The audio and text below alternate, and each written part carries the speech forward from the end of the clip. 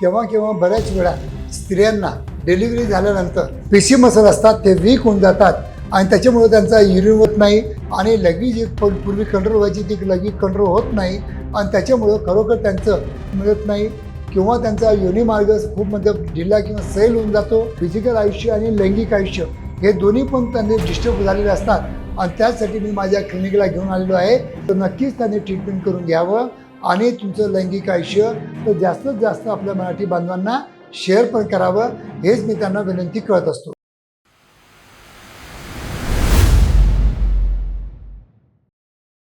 नमस्कार मित्रांनो, केव्हा केव्हा बऱ्याच वेळा स्त्रियांना डिलिव्हरी झाल्यानंतर त्यांच्या युरिनवर त्यांचा जो कंट्रोल असतो तो सुटलेला असतो आणि त्याच्यामुळे त्यांचं युरिनेशन कंट्रोल होत नाही.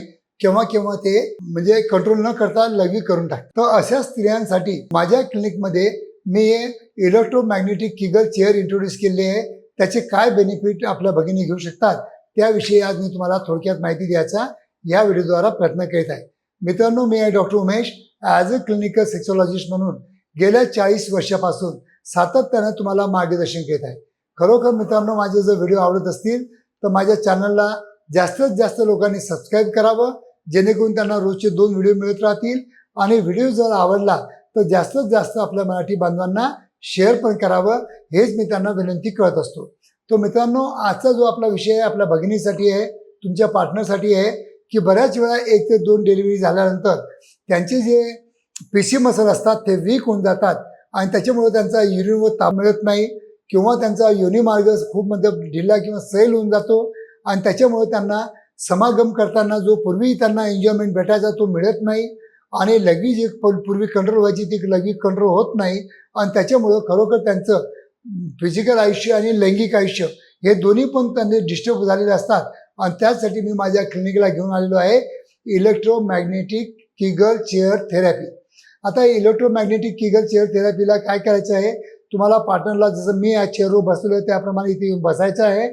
अर्धा तास फक्त बसायचं आहे, काहीच नाही करायचं आहे, कपड्यावरच बसायचं आहे आणि अर्ध्या तासामध्ये 11,700 किगल त्याला व्यायाम भेटतं त्यांच्या मसलला.